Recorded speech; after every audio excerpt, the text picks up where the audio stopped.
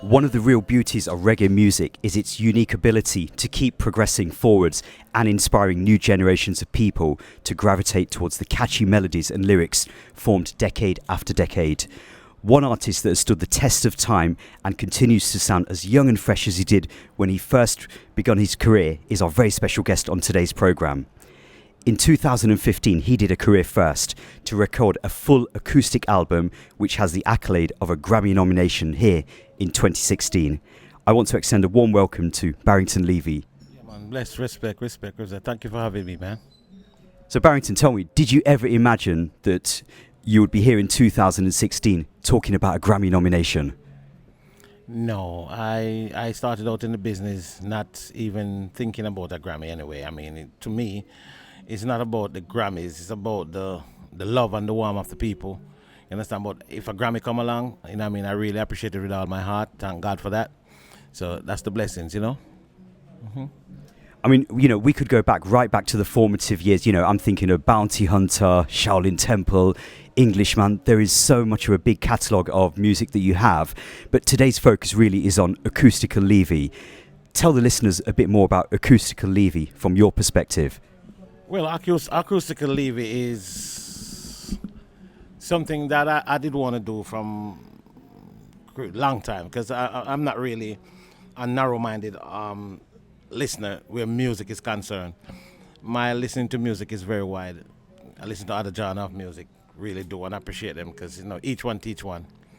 I was on tour in Europe 3 years ago, and my friend Dreddy looked at me and said to me, "Barrington, why don't you do an acoustic album?" And I said, "Dreddy, you know that I really have a passion for that. I really want to do something like that." And say, "I think you should do it." And right away, the next day, we start the acoustic thing in Europe, actually. We start making it in Europe. And then I finished my tour and I come back home and I said, okay, yeah, I'm going to focus on that. As I haven't put out an album for 23 years, because my last album was Barrington on the MCA record. And I said, you know what? I'm going to do this. Throughout the 23 years, I've been writing and voicing songs for Black Roses, which is my company, Black Roses record. And I start to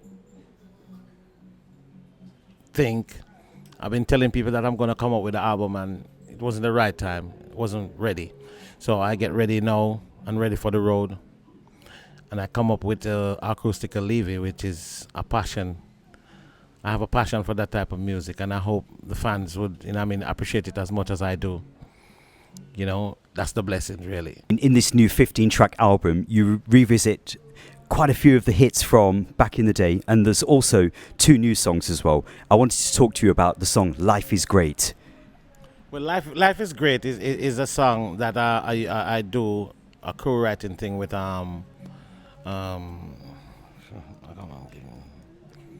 Patrice, yes, and it turned out great. And actually, it's more than one new song on the acoustic album. There's like 5 of them. You know what I mean? That is coming out on my album, on my label. Yeah, and as for doing the classics over, you know what I mean? I get a chance to really do them over and let them sound like original, instead of me singing them on other people's beat, like Studio One, and you know. So, you know what I mean? There you go. Brand new again. And for this project, you worked with the acclaimed Handel Tucker. Is that correct? Yes, I work with Handel Tucker. Handel Tucker is everything where the music is concerned. I mean, if you're not doing Handel Tucker, Sly and Robbie, you know what I mean, you're not going to get the authentic, creative, sound sweet, put together properly. You have to do that. They're the creme de la creme of the music business, definitely. What sort of time period was this album put together? Because I know you said that you started working on this concept whilst you were in Europe. What sort of time period did it take to complete this album until you were happy with it? It took us, as I said, I was on tour 3 years ago. It took us almost 2 years to complete up the album, because we work on 1 song a day. We didn't do like 3 or 4 songs. We definitely do 1 song a day. That's it. Two of the big classic hits on this new album, Barrington, that have rocked dancehalls year after year are Murderer and Under Me Sensi. Two big hits on two Foundation Studio on rhythm tracks, Jackie Matu's Hot Milk and, of course, Lester Sterling's African Beat. Those two songs themselves, they actually put you in the Guinness Book of Records for having two songs at number 1 and 2. Is that correct? Yes, definitely, yes. I mean, when I listen back to those songs, I mean, those original songs, you know, on the original rhythm tracks, they're great in themselves, they're timeless. But then what you've added to this new adaptations of the songs, it's like it's taking the songs to a completely different level. Well, I definitely won't take that credit alone, you know, because I mean, the musician, which is Monty did a good job as well with our instruction, you know what I mean? So I would have to take my hat off to and my thumbs up for him as well, to be so creative with coming up something that people, even myself, can say, wow, that is wicked. Definitely, thank you. The way I always look at it is that when an artist or even another artist covers back another artist's works, it's always very difficult to actually do as well as the original. So, you know, if you have an artist covering back maybe like a Bob Marley song, it's always very, very difficult to catch that same vibe and spirit as what Bob Marley did. And I could almost say the same about your adaptations of some of these classic hits, because, you know, people have grown up on these songs for years and years.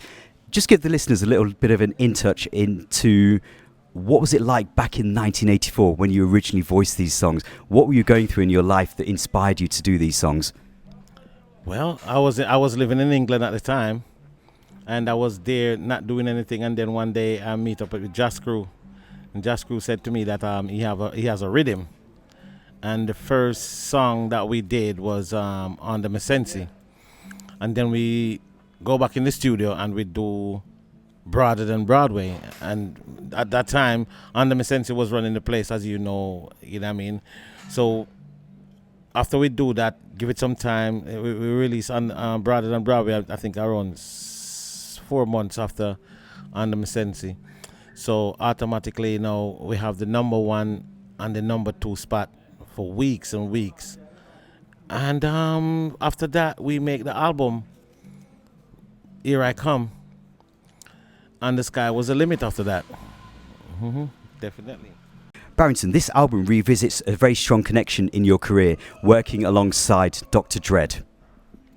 Yes, well, after I did the album, Dr. Dread is my publisher, I have a meeting with him at his hotel. So I said to him, Doc, I have an acoustic album. And he said, really? I said, yeah. I said, would you like to listen to it? He said, of course. So I take my laptop out and leave him to listen to the album. And when I come back, he said to me, Barrington, this is great, Barrington, this is great. I never hear nothing coming out of Jamaica for the longest while. This is a masterpiece. He said, it's a classic. So what do you think I should do? Then say, I'll do the distribution on this album, Barrington. I definitely will. I mean, I leave the business for a while, but this made me want to go back in the music business. And trust me, I am going to go back in the music business because of this, because this is a classic. And I was like, seriously? Then he said, get me a CD. So I sent him an MP3 CD, and he was listening to him. I said, Barrington, trust me. Oh, we're going to have to release this. So I said, all right, then, Doc, let's do it. And there we go, out and about. And this collaboration, it's on a label that Dr. Dread has set up called Tafari Records. Right, definitely. So it's Tafari Record and Black Roses Records, yeah, that's it.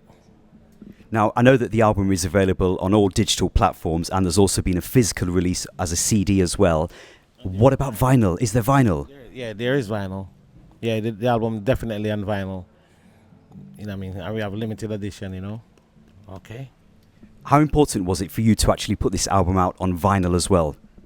It was very important because I was saying to Dr. Dread that, you know, Dr. Dread, there's people that is still playing vinyl. So and at the same time, me myself, I still have my 2 techniques turntables. So I'm not gonna get rid of it, because you just cannot get rid of analog, the best sound ever.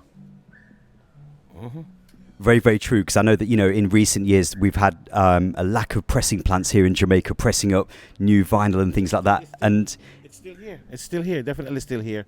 It's just that a lot of producers and artists is not utilizing it. But I will definitely. so Barrington, track number 11 on the album, Here I Come. To say that song was a massive hit worldwide, but especially in England, is an understatement in itself. It's been in the UK charts, entered into the top 50, and it's been sampled countless times by people across all musical genres. What was the original inspiration behind that song? What was going through your mind at the time when you decided to voice that song? Well, as I said, that Here I Come song is rather than Broadway as they call it, or Here I Come or whatever. Is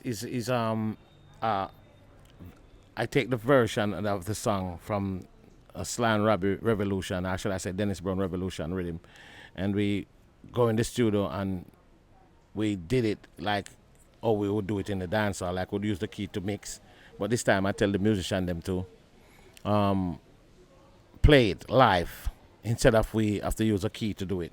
And the musician was like, the bass player was like, no, we can't do that. So I said, listen to me, it's either we're going to play it like this or I'm going to go home. So I went home, just screw, come back and get me and say, Barrington, listen, no, don't do it. Come. They have to play it the way you want it. And we did it. And then the sky's the limit. And then they want to take in credit. Oh, yes. And I said, okay, yeah. Try to be creative. You don't have to be locked down and, wherever the music take you, man, just go with it. That's it. It's the vibes. It worked. To say it worked, oh my gosh, it's an understatement.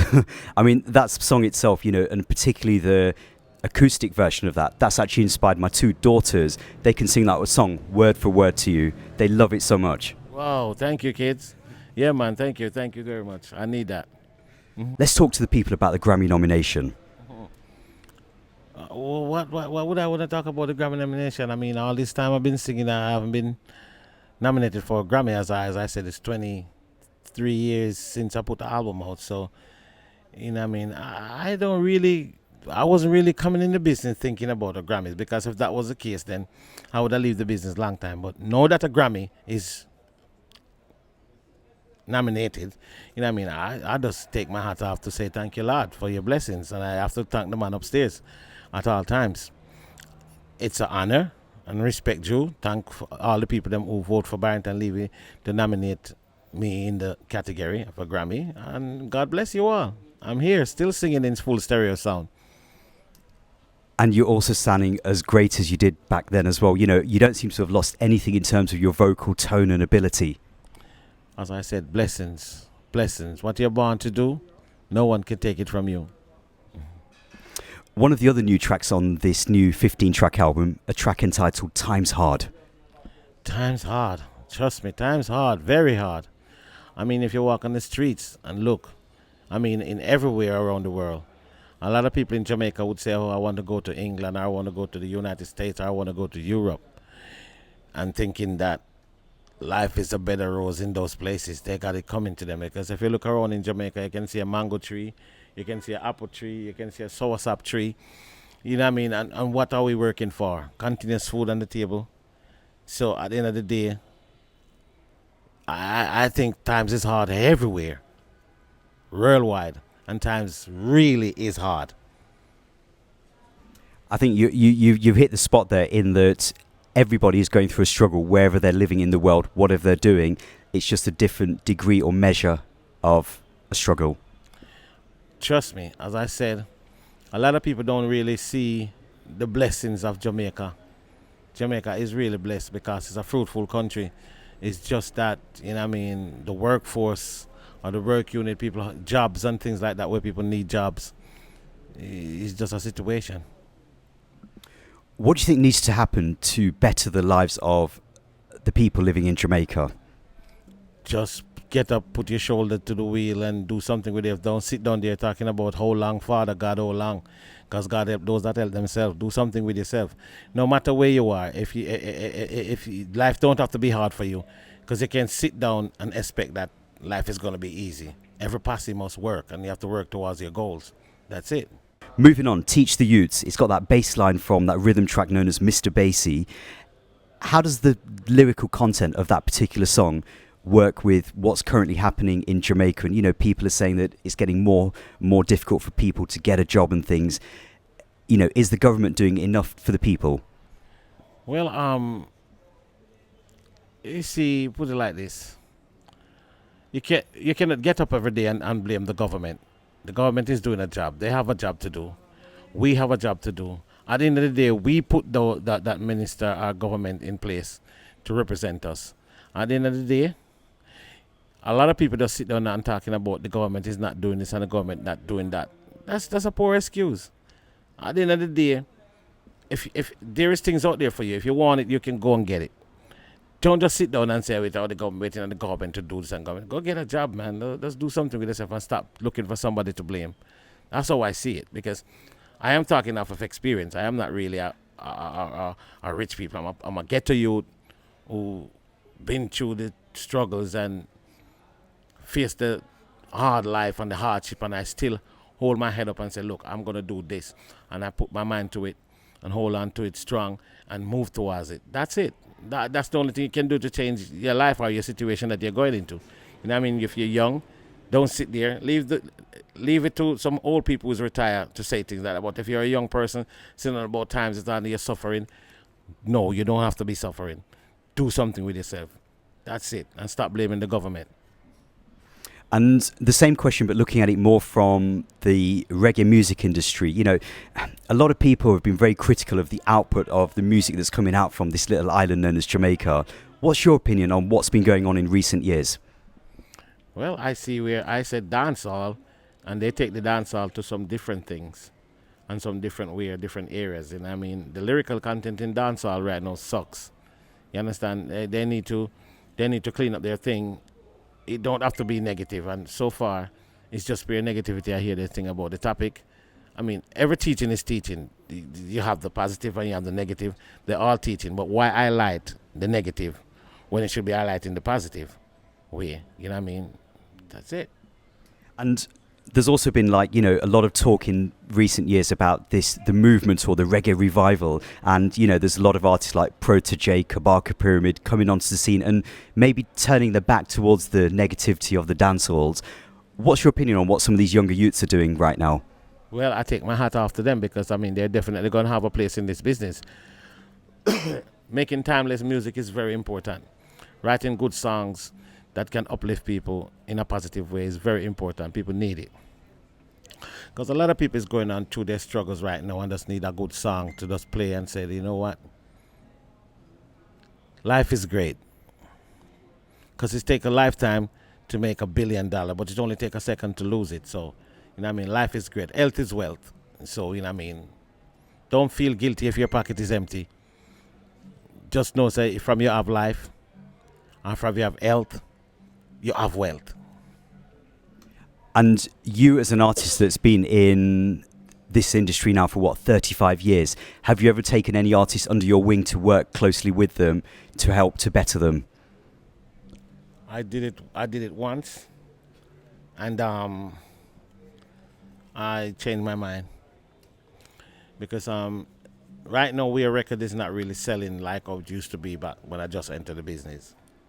It is kind of hard to pick up an artist and put him in the limelight, and then he turn around and tell people that you're robbing him, and he make records, and you know what I mean, disc jockeys and radio and TV need money to promote and all of that.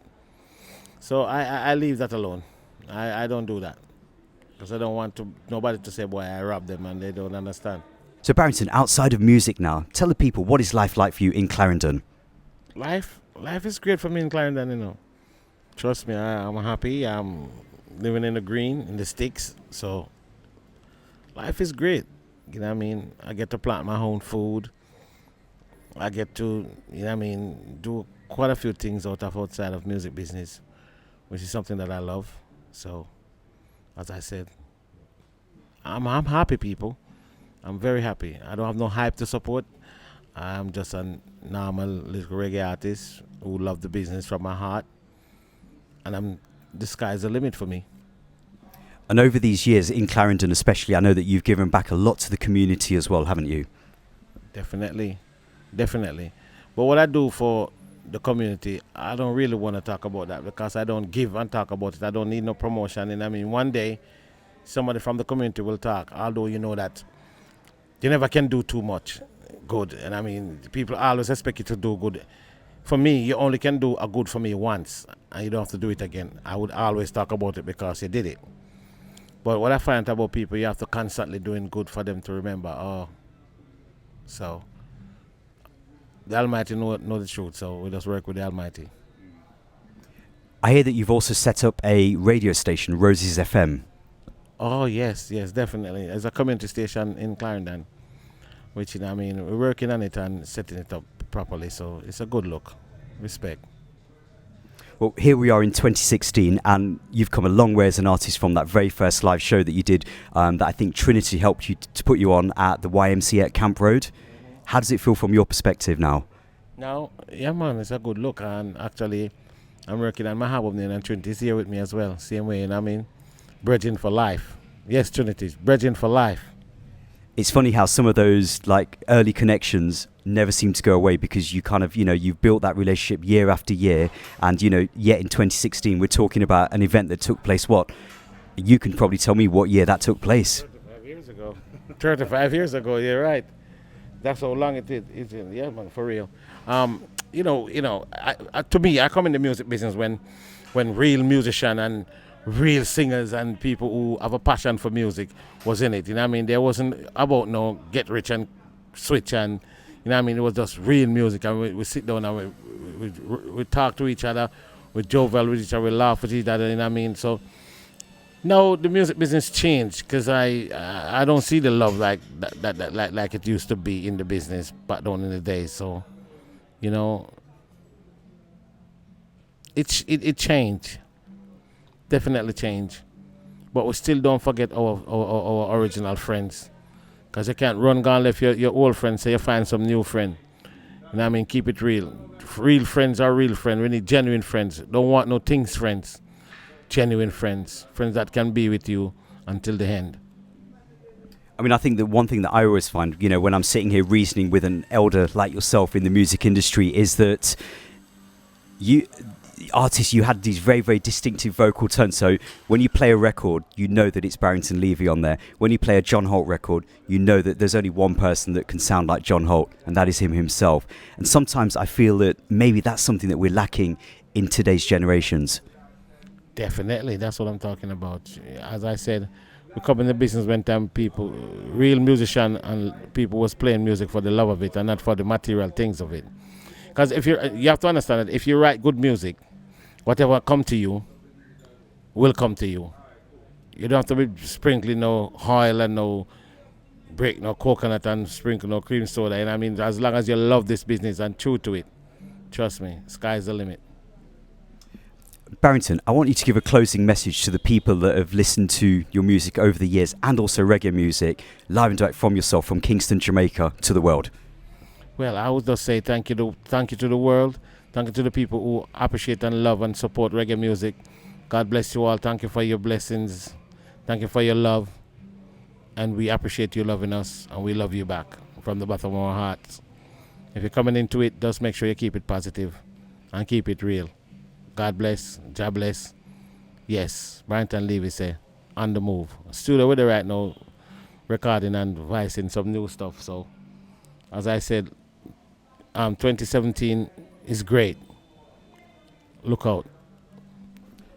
Barrington Levy, from myself, DJ745, we give thanks for your time today. One love. Yes, my people, and if you want to hear more or follow me, you can follow me on Instagram, Barrington Levy 411. And for Twitter, it's Mr. Levy 411. And you can go to Barrington Levy on Facebook or www.barringtonlevy.com. And let's link, let's chat. Yeah? As I said, Instagram, Barrington Levy 411. And the blessings. And thank you for taking the time out to interview me, man. Bless. Trouble double double. Trouble double double. Shoodle up, shoodle up.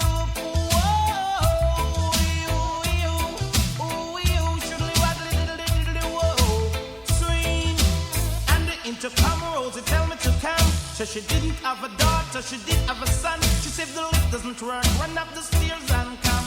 And if you don't come quick, you're not gonna know that son. So I